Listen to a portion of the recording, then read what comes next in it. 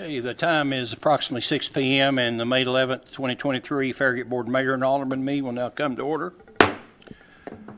All Farragut Board of Mayor and Alderman meetings are public notice per Tennessee state law. Our meetings can be seen live on Charter Channel 193 and TDS Channel 3, as well as the Farragut YouTube channel and our website.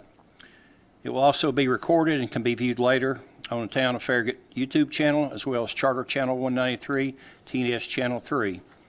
During the regular posted agenda, all comments or questions from Farragut residents will now be in person. If you are interested in speaking, we ask that you fill out a blue card with your name, address, and agenda number and turn it into the town recorder prior to the start of the meeting. The mayor, in his absence, the vice mayor, shall maintain and control the meeting to provide a professional and objective environment. So please read the posted comment protocol and understand that there will be a 5-minute limit for each speaker, and please stay on topic. As at the end of tonight's business meeting, there will be some time reserved for other public comment under citizens' comments, and that's items that does not pertain to a posted agenda item. Okay, we'll start tonight with a silent prayer, and it'll be followed by the Pledge of Allegiance to our country's flag.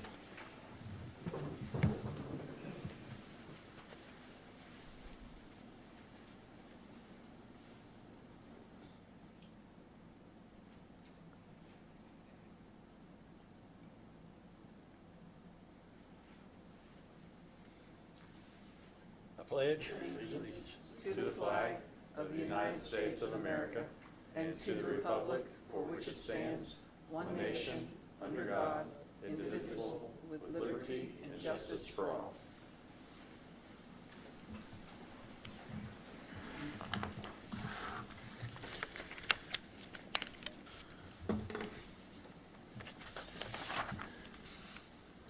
Okay, I'll now ask the town recorder to please take attendance roll call for a quorum. Alderman Burnett. Here. Alderman Meyer. Here. Alderman Pavlin. Here. Alderman White. Here. Mayor Williams. Mayor Williams here. Thank you, David. Approval of agenda. Is there any agenda amendments? No, sir. Move No. to approve. Second. Okay, all in favor of approval, say yes. Yes. Records show that May 11th, 2023 agenda has been approved as posted. Do we have any amendments to the minutes? No, sir. None? Move to approve. Second. Did somebody Got a say? second. Oh, we seconded. I'm sorry. Okay, all in favor of approval, please say yes. Yes. Let the record show the April 27, 2023 minutes have been approved and will be recorded as official minutes of that meeting. Okay, on the mayor's report, we have 2 proclamations to read in tonight, and I'll start with the Public Works Week proclamation.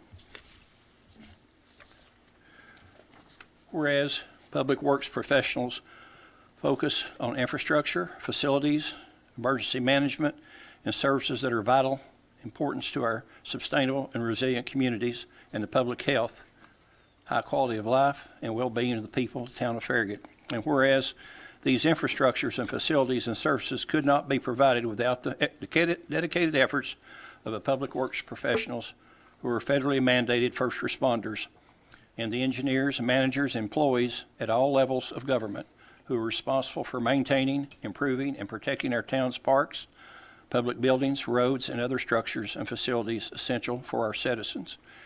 And whereas it is in the public's interest for the citizens, civic leaders, and children in the town of Farragut to gain knowledge and maintain ongoing interest and understanding of the importance of public works, first responders, and public works programs in their respective communities.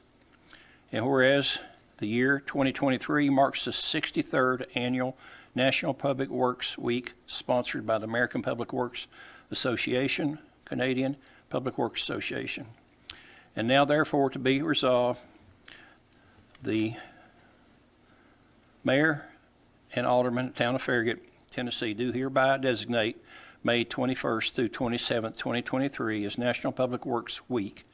I urge all citizens to join with representatives of the American Public Works Association and the government agencies in activities, events, and ceremonies designed to pay tribute to our public works professionals and to recognize the substantial contributions they make in protecting our health and safety and quality of life. Okay, next will be the Vice Mayor with the National Travel Tourism Week proclamation. Whereas tourism is an economic powerhouse for every state and destination across the country, with an economic output of $2.6 trillion in 2022, supporting 14.5 million American jobs, and whereas the travel and tourism industry continues to be an essential part of the economy and development of the town of Farragut, and whereas tourism spending supports vibrant and safe communities in Tennessee and across the United States by generating billions in state and local tax revenue to support essential services such as education, emergency response, public safety, and more, and whereas the town's tourism program, Visit Farragut, is dedicated to marketing Farragut's hotels, restaurants, attractions, and other amenities in order to increase visitation to our town and surrounding region, and whereas this team of the town staff has excelled at promoting Farragut as a destination for leisure and business travelers and as a center for meetings and athletic events, now therefore I, Ron Williams, Mayor of, Board of Mayor and Aldermen, do hereby proclaim May 7th through 13th, 2023, as National Travel Tourism Week in the town of Farragut, and urge the residents of the town to join us in recognizing the critical role this industry plays in Tennessee and in the town of Farragut. And no, I am not Ron Williams. It's just Ron Williams, along with the Yes, there you go. Mayor and So- Alderman. I asked, in honor of this, and in, because I believe that what we do with, I know we don't like the word tourism, but with our visitors is very important. I asked David Smoke, our town administrator, to provide us with the revenue expenditure graph so that I could talk a little bit about, okay, this, so you all can see what we do in our 10-year history, the revenue versus expenditures. As you all can see, in green is our revenues. Our revenues, we take in more than we spend in every one of these years. And I'll just read from this. As you can see, we consistently bring in far more than we spend. In every budget for every fiscal year, 30% of expenditures is set aside. The remaining funds go into the general fund. Some of those funds are used to pay for capital projects. We pay as we go, and we don't have debt. In fact, the town has been debt-free since 2001. In 2017, two of our revenue streams took a hit. Governor Haslam and the Tennessee General Assembly approved the phase-out of the Hall income tax and improved the Improve Act, which did not improve our bottom line.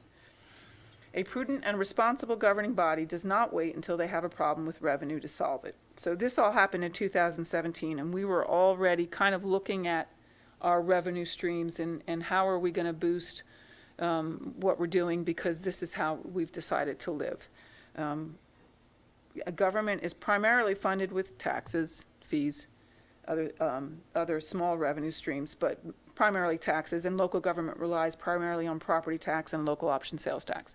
We all know that we were founded without a property tax, and that's how we choose to not just live, but thrive. So in 2017, we're starting to look hard at, okay, we need to boost our revenue from sales tax. How do we do that? We had two options. You can increase the tax rate, going from 2.25% to 2.5 or 2.75. That is an option. It would probably not be a very good option. More money out of the people's pockets in our town, in our surrounding area. Or we can work on increasing the actual amount we collect. So one of the ways that we were looking at, one that was untapped, was taking advantage of the 9 hotels, the 725 rooms we already have that people are staying in. They're already staying in Farragut for a variety of reasons, and I'll kind of read that a little bit later. But how do we capitalize on those people that are coming here and staying for the variety of reasons that they stay here, and just get them into our businesses and our tax generating businesses so that we can up our revenue. So that was kind of the goal of adopting a hotel motel tax, and well, we put Visit Farragut in place first, and then eventually finally adopted the tax in 2020. So I think what our community needs to understand is we all understand that we are a high-quality residential community. That's all we've ever wanted to be.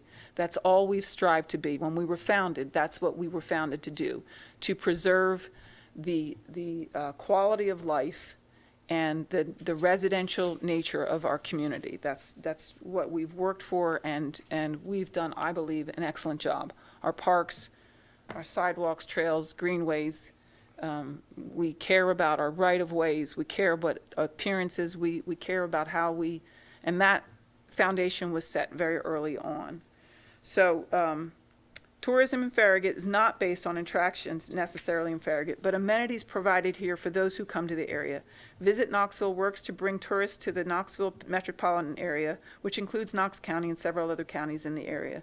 Conventions, concerts, sporting events, and the natural areas in East Tennessee are major attractions, and the hotels across the region benefit from this tourism. Also, there is considerable business travel to the area.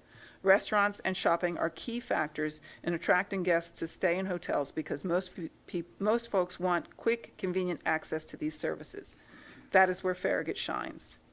The town is not an attraction per se. It is all those other things that are the attraction. Regarding business travel, an associate of mine shared the following information. Oak Ridge National Laboratories hosted 3,400 plus visiting researchers in 2020. Those researchers spent an average of approximately 10 days in the area. That is roughly 34,000 nights in hotels in the area. That we can capitalize on that helps boost our revenues, and we can stay consistently like this. This extra money is what pays for our capital projects. It pays for the paving. It pays for the care of our roads and new roads and the sidewalk project we talked about tonight. So we are in an enviable fiscal position. It is stunning to me that we have built and created what we've created, and we don't have a property tax. And we are firmly in a place where we don't have to even consider that unless the residents want a service we can't afford, and then it goes to a referendum. And so we are in such a strong fiscal condition, and the hotel motel tax simply helps us get people into our businesses. That's all I have. Okay, thank you. That's, and something that's been a real boost to that has been Topgolf. And I dare say you can drive by there, don't matter how cold it is, and it's full. They're always full, and they're happy with us, and we're happy with them. So, okay, any other aldermen have anything to report? None. In that case, we have one ordinance on tonight's agenda for review and public hearing, and it is on the second reading. It's ordinance 2306, an ordinance to amend the Farragut Municipal Code, Chapter 105, Article 2, International Building Code, Section 105-20I, to extend the expiration time frame for certain permits, and Section 105-20S, to correct a clerical error by referencing the appropriate section to amend Chapter 105, Article 3, International Residential Code, Section 105-53C, to extend the expiration time frame for certain permits, and Section 105-3H to remove this section and renumber accordingly. Carl, you're up. Okay. Carl Swersko, building official. As the mayor was saying, this is what we talked about last week, and what we're trying to do is to better everybody is to extend these permit expiration dates pretty much equal across the board, and it's very beneficial for the contractors and developers out there. In today's world, it takes a little bit more time to do things, to get them done. And we've got good remarks back from the contractors. They're definitely all in favor. It's very beneficial for all. And the balance of this is just a little bit of cleanup in the language from what we adopted back in 2019. Okay. We have a motion? Oh, move to approve. Second. Is there any citizen? No, sir, I did not receive any Okay. comments. Okay, then we'll start with discussion and any questions that we may have for Carl. And we'll start with Alderman Meyer, Pass. Alderman White, No questions. Alderman Burnett. Yeah, hey Carl, this sounds great. Very excited about it. Business friendly, helps our customers out, helps anyone building anything. And So I love it. My only encouragement to you would be to push that message to staff that as you see any of these type situations that just make sense, bring them to, you definitely have my Absolutely. vote to keep bringing this type of stuff to make it Okay. easier for businesses to have a smooth and easy process with us. So great work. Thank you. Vice Mayor? I would wholeheartedly echo your comments. I did want to say this. This is an example of a collaborative effort between the town and the contractors and developers in this community who work in this community to ease the path, make it easier. This is the kind of stuff we want to see, and this is the kind of stuff we work on all the time. And for the folks that seem to not believe that we have a listening ear, that's not true. And this is one of the examples. Well, fortunately, our inspectors, they come back to us with the feedback that we need to hear in order for things like this to take place. And I have got positive comments about your all staff from the developers and the builders on every level. And something that we've even had a request from the high school trades department where they are teaching kids to build. They have carpentry, they have plumbing, they have heat and air, they have electrical. And they would like to learn from Carl and some of the others on some of the things that have to happen, what you all see. And I think it will help these kids that are going to be in the trades in the future. It's a missing part that they don't have. That knowledge level they don't have. And today, Drew and I and Representative Zachary were able to tour that shop and look at what they were doing. And I can see now why they would like to have some input from you guys. I know you're slammed, but at some point in time, they would sure love to have some a little bit of info questioning. Sure. So anyway, that's all I've got.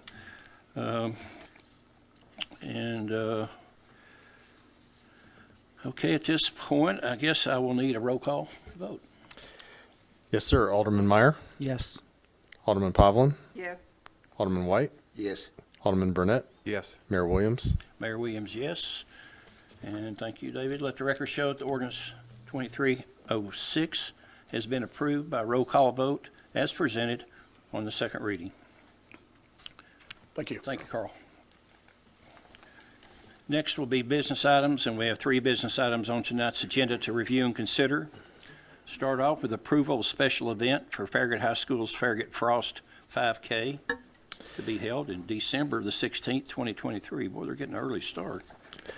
Mayor, this is the second event of the Farragut Frost 5K and Ride event for the Farragut High School cross-country team. You just mentioned it's the morning of December 16th, so make sure you've got some warm clothes on if you're going to get out there and run in this.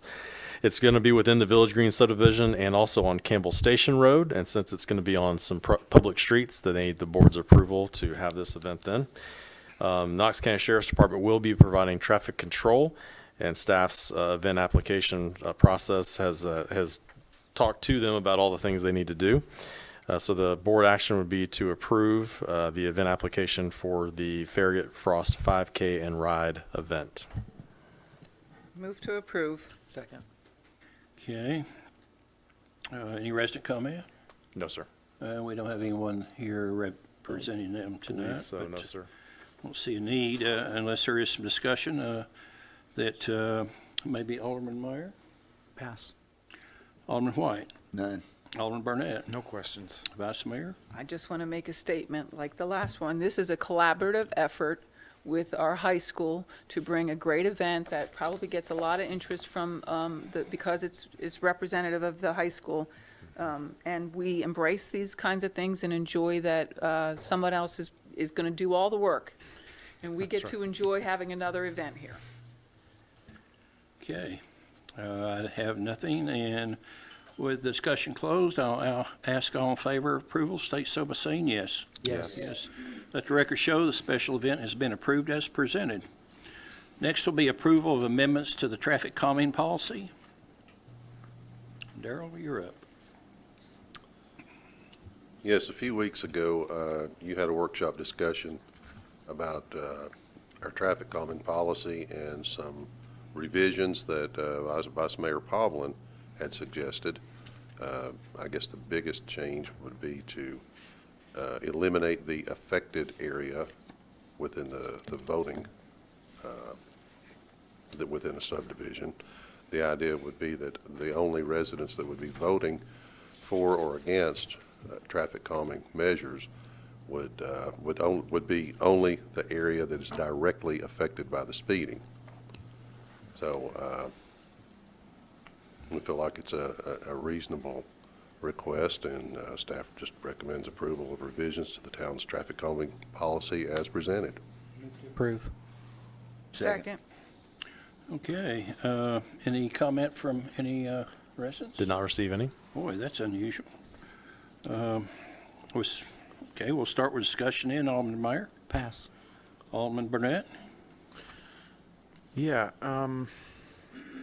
my only thoughts to add to this are, if we're just doing the speed zone, if they just get the vote, I just went back and forth on what percent should we say needs to pass, and I think a lower percentage made more sense when we had the affected area, larger number of people, but when this is just the speed zone itself, I felt like it really ought to be kind of the overwhelming majority. So just wanted to see what you thought about moving that up to 75%. So something that says, yes, the majority of the people in this affected area, in this speed zone, they all want this. I think 50 is way too low. I don't think 65 is bad. I was just more comfortable with a little higher percentage at 75 if any other board members are interested in that. That's the only thing I had to add. I was going to go in the opposite direction, because the way I look at it is if this is certainly a decision at the neighborhood level, and we can be out of it altogether. They should be able to decide. And if the majority, the simple majority, want it, I think that they should, that's how we make our elections. We're 50% plus one. So I was going to go the other way and suggest we just do 50% plus one, because this is my issue. If they don't get it 65%, but they get it 64% or 63%, it's still showing a majority, but not the number that we've picked, because it's really kind of arbitrary. But you can say, if it's only 49%, okay, the majority don't want it, so it's easy to turn that down. So I'm moving in the opposite direction of you. I just think like if 51% wanted it, you're essentially pissing off half the people to make the other half happy. You might as well have not done anything, because it's the same. That's why, in my opinion. Yeah, I understand what you're saying. I just think there needs to be a larger gap of more for it, because when we're at that 50-50, we've made a change and we just made the other half unhappy and the other half happy, whereas right now we've got half and half anyways, so that's how I see it. What are your thoughts, Mayor? Well, I'm going to hear from Alderman White first. I have no comment. No comment? Well, here's the thing. When you say it's the whole area, you know good and well that you're going to make them mad by putting it in, because they didn't want it to begin with, because it's a cut-through for them. The people that live here are the ones that are being affected, and you would hope that all of them would want it, but I have never seen any election, including our own, that that didn't go with about 51%. So to say you're going to get 75 or 65 or 75, a supermajority, I think it puts us back in a position that we're in. You know, you're going to have the people that's going to be against it that's outside of the area. And let's just use a good example. A good example would be the Sonia Admiral Drive area, where you have people over in the in Orrin and Dundee and over in that area that cut across. You know, they don't want it because they cut across every day. And then you have people that come down Kingston Pike and turn in there at Stonecrest and go to the top of the hill and then take a left down Sonia, and they sure don't want it. So, But they don't get a vote now. But he's fine with us taking that out. true. So you're already going to make a whole bunch of people mad anyway. That's true. So, I guess really, I'm more along the line of a majority like we do the election. 50% plus one. Yeah. And I would agree. Well, that's, yeah. 'Cause that came up after me, so I would agree. I think it should be 50% plus one. All right, so who made the motion? I did. Do you want to just amend your motion? Oh, gosh. Just, You guys always make me do this. shouldn't have made the motion. I know. No, I was okay with it. It's I was 65 going to and say, start amend the talking. motion to, I'd like to amend the motion to require 50% plus one Yep, approval. to require 50% plus one approval of the Residents. directly impacted residents Second, In the speed zone? yes. in the Okay. speed zone. in the speed zone, yeah, it'd have to be, yeah. Okay, on this, which I don't normally do, I just normally ask for a yes vote, but on this, let's have a roll call, Can you, please. let me say one more statement, please? Oh, okay. This, like the last several ones, is a collaborative effort between us and the neighborhoods that I've represented in the North Ward and that are South Ward representatives for Kingsgate. Farragut View had been going through, Sonia Drive was going through a really rough time. When I walked the neighborhoods, and this was the complaint I heard, and we amended this traffic calming policy as a result of the discussions I had with that neighborhood. They went through the vote. It didn't work out the way they wanted because there were certain issues with the policy. We went back and revisited the policy at their request. And it was still kind of a rough policy, and so this is the finally working with them to understand that there's some really serious issues here, and allowing people outside to have a vote for something that is impacting the safety of their existence in their neighborhood was important. So this is a direct result of listening to the community that we serve.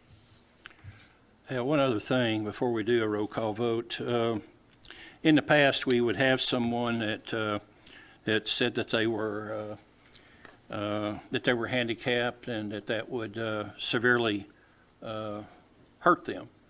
And in this case, I think that needs to be listened to. But if it was a single entry area, I think it would be a concern, but where there is another way to go, I don't think it would be a concern. I